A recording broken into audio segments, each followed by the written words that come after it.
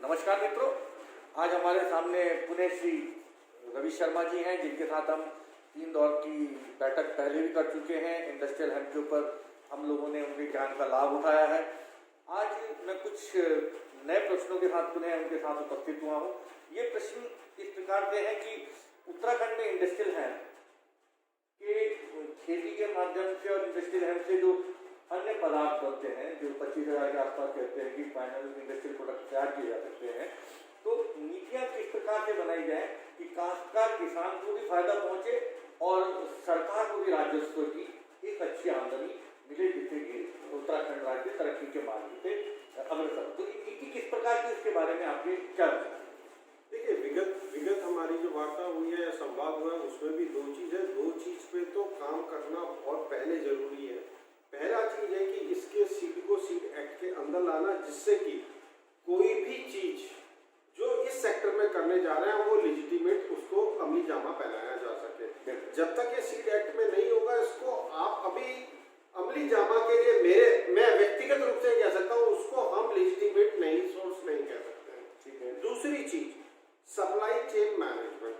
हमने पिछली वार्ता में बात की थी कि सरकार को इस पे बात नहीं, एक विशिष्ट रूप से, एक स्ट्रक्चर्ड रूप से सप्लाई चेन मैनेजमेंट का निर्धारण पॉलिसी में होना चाहिए।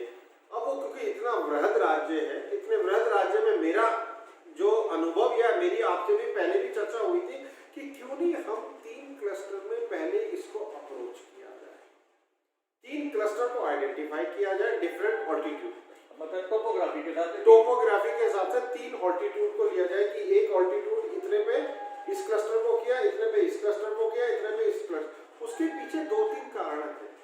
एक तो क्लस्टर में जब आप काम करेंगे तो जो सप्लाई चेन मैनेजमेंट का इनफ्लो एंड आउटफ्लो होगा एक हब के साथ हो जाएगा, तो वहां से भी आपके जो गैप्स है वो भी आइडेंटिफाई हो सकता है और उसको एड्रेस भी किया जा सकता है बहुत प्रॉपर्ली। सेकेंडली, जब आप 3 ऑल्टीट्यूड के 3 क्लस्टर में काम करेंगे, वहां का जो काश्तकार जिनको आप देंगे सुविधा ये देंगे कि वो अपने यहाँ डेवलप करें, उनकी रोजी रोटी तैयार हो जाएगी। वो अभी इनिशियल स्टेज में मैं ये मान सकता हूँ, चाहे वो फाइबर से हो और चाहे वो सीड से हो, 2 चीज से रोजी रोटी तो तैयार हो जाएगी उनकी, और तीसरा जो रूट्स है उससे भी हो जाएगी। As per as section 14 is concern कि the NDPS act has nothing to say about the roots of this plan. इसके साथ साथ जब हम 3 अल्टीट्यूड पे क्लस्टर को डेवलप करके इस पे काम कर रहे हैं, अब आ जाता है scientific banking, training and research. Scientific banking के साथ ट्रेनिंग एंड रिसर्च उसके साथ साथ चलेगा, लेकिन साइंटिफिक बैकिंग का मेरा मतलब यह है कि 3 क्लस्टर में यदि हम काम कर रहे हैं तो उसका क्या यील्ड निकल रहा है, उसमें क्या बग्स आ रहे हैं, और या धरातल पे क्या क्या गैप्स थे या क्या क्या चीजों को आइडेंटिफाई करना है, उसके हिसाब से उस ऑल्टीट्यूड के हिसाब से एक स्पीसीज बीज की भी तैयारी की जा सकती है, और 3 बीज या 4 बीज की तैयारी हमारे यहाँ हो सकती है। जो आपने विगत में कहा था कि बाकी देशों में ये हो रहा है, हमारे यहाँ अभी तक कुछ नहीं, वो पैरेलल इसके साथ चल सकता है। उसके साथ सरकार को ही अपने जितने भी सरकार के पास 2-3 बहुत अच्छी संस्थाएं और इंस्टीट्यूट्स या यूनिवर्सिटीज हैं जिनको इसके साथ मर्ज किया जा सकता है, मर्ज करके वो इसके ऊपर रिसर्च का काम करें। ये तो टेक्निकल हो गया ना। जो आप पॉइंट आउट कर रहे थे कि जब हम क्लस्टर करेंगे, हमने कहे तो बड़े आसानी से दिए कि क्लस्टर आइडेंटिफाई करो और उसका डेवलपमेंट करें।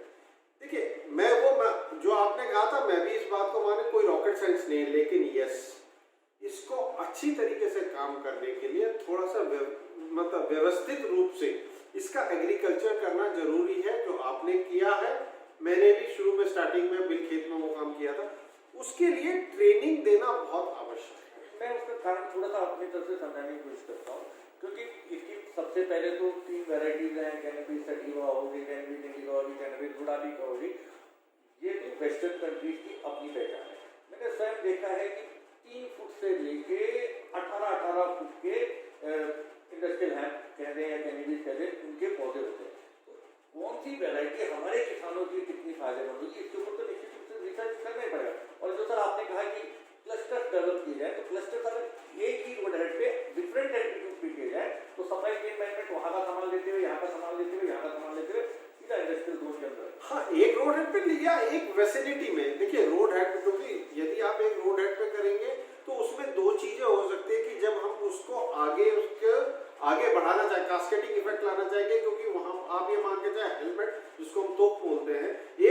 एक तो इस तरफ है, एक तो इस तरफ है। तो यदि आप क्लस्टर नहीं करता, गांव की पूरी वैसिनिटी में हम उसको काम कर रहे हैं, थोड़ा नदी के साथ हो, थोड़ा दूर भी हो, कम से कम ये तो पता चले ना कि यदि हम सप्लाई चेन मैनेजमेंट का काम करने जाए तो दूर पे है तो उसके साथ क्या एड्रेस किया जाएगा, पास में है तो उसके साथ क्या है, वो चीज को भी ग्रैप्स करना, वैसिनिटी ली जाए एक क्लस्टर की, केवल एक साइड में नहीं, एक पूरी वैसिनिटी को लेके उस पर काम किया जाए।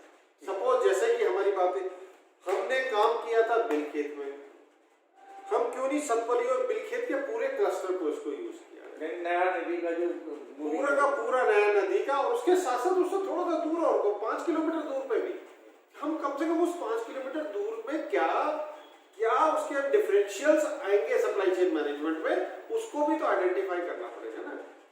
जब ये क्लस्टर डेवलप कर रहे होंगे तो जो किसान इस पे कार्य कर रहे होंगे उनके लिए किस प्रकार की ट्रेनिंग आप देख सकते हैं?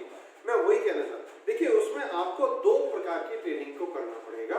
सरकार की जो संस्थाएं हैं वो जिसने व्यक्तिगत रूप से धरती पे इसका काम किया है, 2-3 जनों ने किया, हमारा IIH ने किया हुआ है, मुझे जो बताया गया था कि कुछ बॉम्बे हैम भी काम कर रही है, जीबी पंत की जो कोसी कटारमल है उनके साथ, उनको जोड़ के पहले एक कैरिकुलम तैयार कर लिया जाए। अब ना कैरिकुलम में अलग अलग पार्ट्स आ जाएंगे कि आपका फाइबर का अलग होगा, इसका सीड डेवलपमेंट का अलग होगा, और कैनबिस, जिसको कैनबिस मैं मेडिकल बोल रहा हूँ, उसका अलग होगा, और इस तरीके से करिकुलम। लेकिन अब मैं वही कहना चाह रहा हूँ कि यदि ये चीज सरकार को निहित रही कि वो ट्रेनिंग कराए या क्षमता विकास करे, मैं ट्रेनिंग की बात नहीं कर रहा हूँ, मैं क्षमता विकास की बात कर रहा हूँ। ट्रेनिंग और क्षमता विकास में दो बिल्कुल ही अलग है। Capacity building and training are 2 different ball games all together. Training आपका स्किल डेवलपमेंट, ट्रेनिंग का मतलब होता है स्किल डेवलपमेंट, और capacity building means that skills are there, you have to nurture those skills of those person, that is capacity building.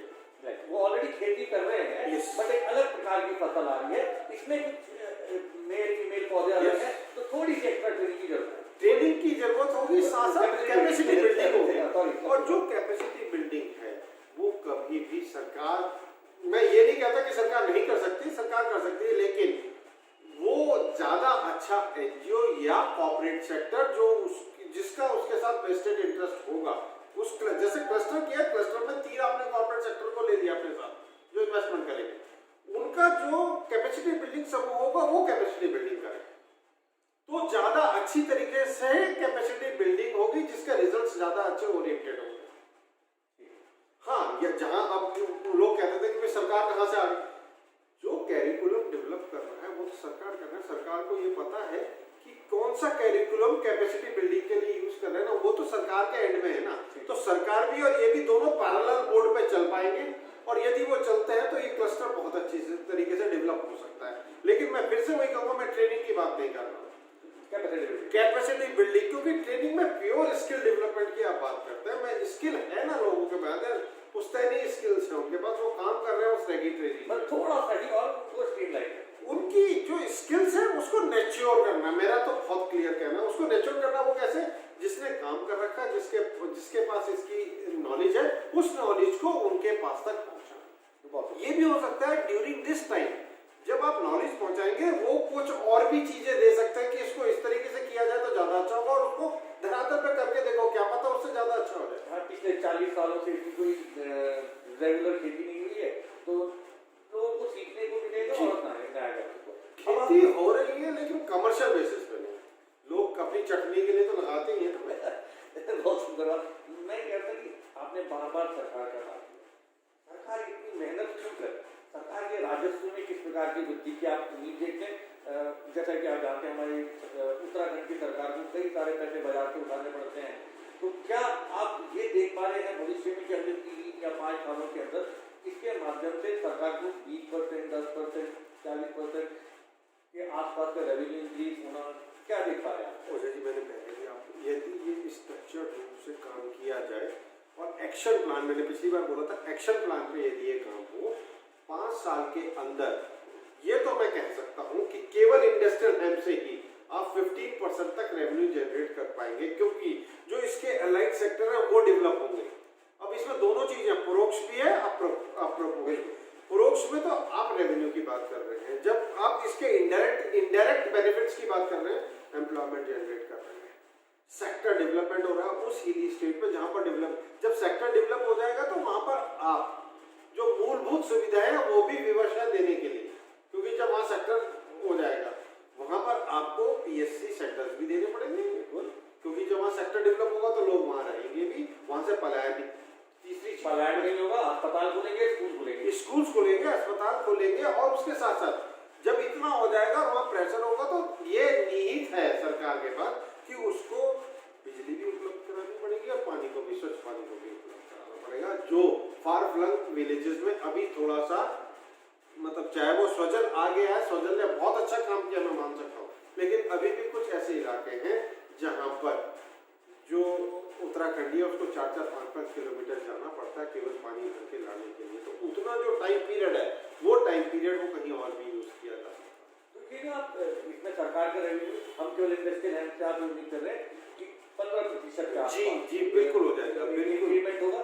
अभी तो आप केवल इंडस्ट्रियल हैंड के बारे में बात, अगर हम इसकी जो मेडिसिनल एस्पेक्ट है, जो कि बहुत बड़ा हॉरिजॉन है, जिसके ऊपर अमेरिका के अंदर रिसर्च तो चलिए, कैंसर में काम आ रहा है, एपिलेप्सी में काम आ रहा है, आर्थराइटिस में काम आ रहा है, बहुत सारी बीमारियों के अंदर काम आ रहा है, अगर कैंडिडेट्स को भी इंक्लूड किया जाए कंट्रोल तरीके से और मेडिसिनल तरीके से, क्योंकि रुड़की के अंदर और सेलापुरी के अंदर काफी सारी मेडिसिनल इंडस्ट्रीज है, आप किस रूप में देखते हैं कि और क्या बढ़ोतरी? मैं वही मतलब बहुत अच्छा क्वेश्चन आपने, बहुत तार्किक क्वेश्चन पूछा।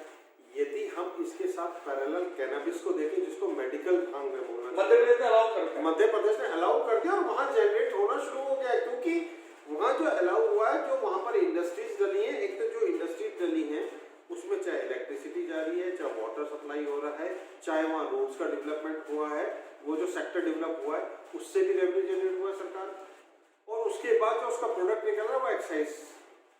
बहुत अच्छी बात कर रहे हैं कि खाली इंडस्ट्री की डेवलप हो रही है, जो उसके लिए सड़क मार्ग बनेगा, पानी मार्ग बनेगा, उसके माध्यम से और धन का सृजन, और आज की तारीख में मैं तो ये कह सकता हूँ कि यदि आप 3 सेक्टर में ही इंडस्ट्रीज को डेवलप करते हैं, सिडकुल हरिद्वार, आपका सेलापुरी देहरादून और आपका रुद्रपुर, इन 3 सेक्टर में वो इंडस्ट्री जिसको मैंने आपको कहा था कि इनका वैल्यू एडेड प्लेटफॉर्म को यहाँ पर एस्टेब्लिश किया जाए, लेकिन वो एस्टेब्लिश तब करेगा जब उसको रॉ मटेरियल की सप्लाई, वही सप्लाई चेन मैनेजमेंट की रॉ मटेरियल की सप्लाई होगी साथ साथ। हाँ, यदि आप मेडिकल का देते हैं जिसमें प्रॉपर रिस्ट्रिक्शन, आज की तारीख में तक जो आपका आबकारी से निकल रहा है उतना रेवेन्यू उसके साथ साथ उससे ज्यादा भी हो सकता है यदि स्ट्रक्चर्ड वे में इसके साथ काम किया। आप ये कहना चाह रहे हैं आपका विभाग में आज की तारीख में जो मदिरा से इनको राजस्व प्राप्त हो रहा है लगभग उससे या उससे कहीं उससे ज्यादा भी हो, उतना और उससे ज्यादा भी हो सकता है जितना स्ट्रक्चर्ड रूप में काम किया जाएगा। और दूसरी बात,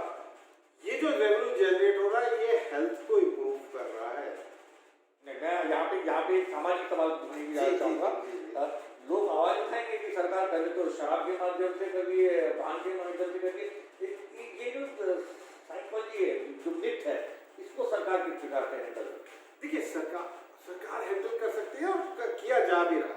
आप ये देखिए कि आपके यहाँ कैप है जिसको आपने इसकी रिसर्च के लिए दिया, TSC research, centre for aromatic plant Silapur, ठीक है ना, वो इसका ऑथोराइज्ड डिपार्टमेंट है जो इसकी टेस्टिंग करेगा।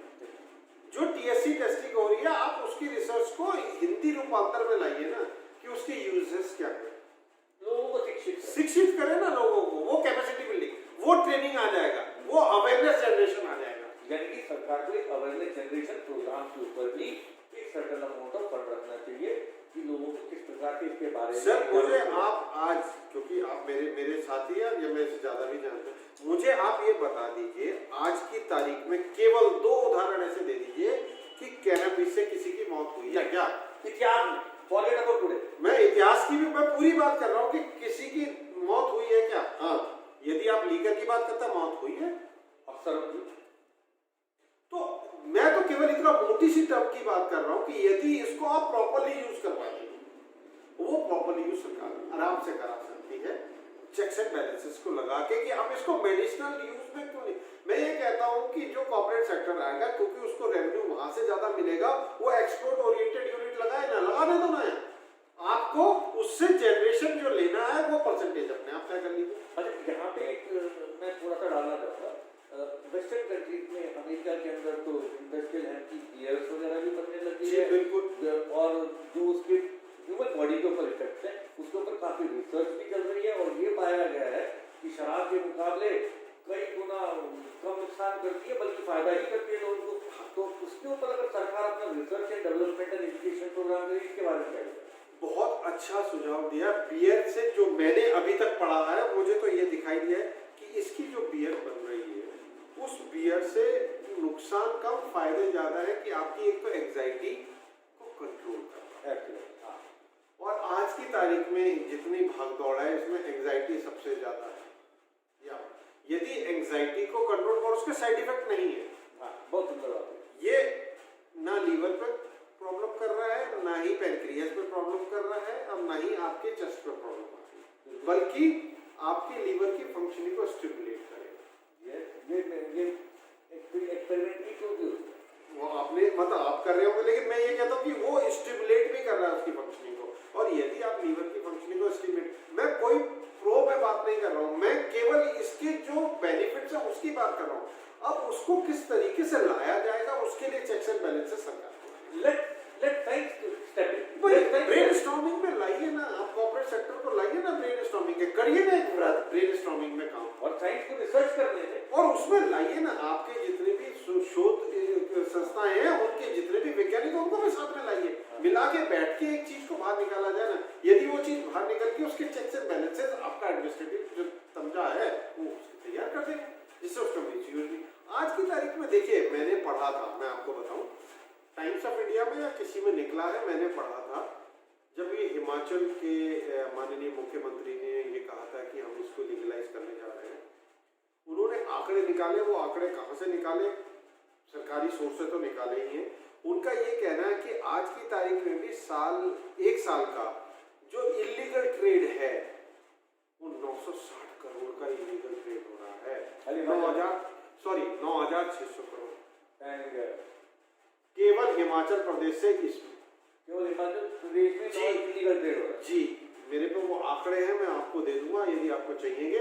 वो टाइम्स ऑफ इंडिया के आर्टिकल में निकला हुआ है। यानी कि सरकार को इलीगल तरीके से जो हो रहा है, सर मुझे अब नहीं इलीगल तरीके से हो रहा है, चलिए मैंने मान लिया, उसका कितना % ड्रग्स में यूज कर रहे हो आप? नहीं, सरकार को एक सिस्टम बनाना चाहिए जो लीगैलिटी में आए, समाज को नुकसान पहुंचाए बिना, वो रेवेन्यू जो बेच जा रहा है लोगों के पास काले धन के रूप में जा रहा है, वो सरकार के खाते में आना शुरू हो। और आपने हमारे साथ इस विषय पे चर्चा की, हम विषय पे बहुत ही विशाल विषय है ये। और एक चीज बहुत क्लियर करना चाहता हूँ कि देखिए, आप भी जानते हैं, मैं भी जानता हूँ, हमारे जो टेक्निकल शोधकर्ता या जो भी आगे आएंगे इसमें, टीएससी और सीबीडी इनवर्सली प्रोपोर्शनेट है। यदि आप ये देखें, टीएससी हाई करता है या उससे नारकोटिक्स बनता है, नशे वाला नारकोटिक्स करता है। आप ऐसी स्पीशीज को ले आएगा जिसमें सीबीडी जाता है, सीबीडी से तो हेल्थ बेनिफिट्स हो रहे हैं ना आपको यार, मतलब वो चीज को हमें देखना पड़ेगा। ये सरकार को इसके बारे में अपने वैज्ञानिकों को लेके आना चाहिए, ट्रेनिंग वाले पोर्शन का जो ट्रेनिंग, कैपेसिटी बिल्डिंग और अवेयरनेस, तीनों चीज को साथ पैरेलल लेके चले, और उसके साथ साथ एक पूरा पर्यावरण तैयार किया जाए क्लस्टर अप्रोच में। तो हम आज की वार्ता से निकला कि सरकार जो नई नीति लेके आए उसमें तीन क्लस्टर बिल्डिंग करे, 3 अलग अलग वेराइटी के साथ, डिफरेंट एल्टीट्यूड और टोपोग्राफी के हिसाब से, और अगर रोड हेड सेम नहीं है तो उसके आसपास के इलाके पूरी फैसिलिटी को लेना, कोई बात नहीं। वो ले अपने जो बड़े इंस्टीट्यूट्स हैं जैसे पंतनगर, वलसाड़ यूनिवर्सिटीज हैं, और जो पुराने जो लोग इनके साथ इन्वॉल्व रहे हैं, उनके पुराने जो एक्सपेरिमेंट किए गए हैं उनको साथ में लेते हुए एक ग्रुप बनाए, कॉर्पोरेट को भी इन्वॉल्व करे, सरकारी तंत्र को भी इन्वॉल्व करे, और एक जो हम मिस कर रहे हैं बहुत बड़ा रेवेन्यू और किसानों के लिए आए, उसको एक श्रृंखला दे और स्ट्रक्चर्ड रूप में वो आ सकता है, उसको फनल में लाया जा सकता है। अभी फनल उल्टी हो रखी है कि ऊपर छोटा सा और नीचे बहुत ज्यादा हो रखा है। इस फनल को टेढ़ा करिए, और वो टेढ़ा करने के लिए जितने भी स्टेक होल्डर्स हैं उनको एक साथ लाइए ना, एक साथ लाके एक यूनानिमस डिसीजन लेके उसके ऊपर अमल किया है। और ये मतलब वही मैं भी अभी कह रहा हूँ कि जो इसके मेडिसिनल बेनिफिट है वो सीबीडी को आप क्यों नहीं प्रमोट, आप सीबीडी को प्रमोट करें ना करें टीएचसी को प्रमोट। ठीक है, पहले बैठ के वो चीज को क्लियर तो किया जाए। अभी तक केवल मैथ क्रिएट हो रखे है कि इसका नारकोटिक्स है, या मैथ नहीं, मैं मान सकता हूं कि इससे ड्रग्स भी बनती है जो, लेकिन मॉर्फिन इंजेक्शन किस चीज से बन रहा है? पॉपी से बन रहा है ना, ठीक है, पॉपी से मॉर्फिन, लेकिन मॉर्फिन इंजेक्शन बनने के बाद उसके यूजेस मेडिकल है।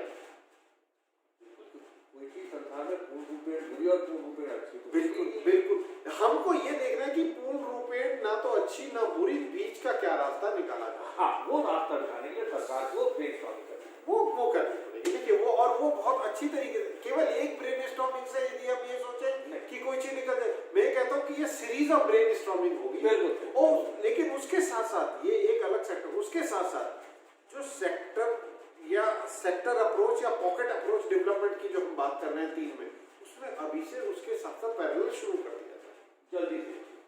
तभी आप ये कह सकते हैं कि 5 साल में आप उस लेवल पे होंगे जहां पर आप प्रथम राज्य थे, और अगर ये राज्य अभी 5 साल में रह सकेंगे यदि इस अप्रोच को लेके चलेंगे। अन्यथा भारत 10-15 साल ऑलरेडी पीछे चल रहा है ज्यादा, और ये यदि यही अप्रोच रही तो और पीछे होता चला जाएगा। रवि जी, आपने हमारा साथ दिया और हम जनता का ज्ञानवर्धन किया। आपका बहुत बहुत धन्यवाद। इस विषय पर हम आपसे पुनः आपकी जानकारी बहुत बहुत धन्यवाद।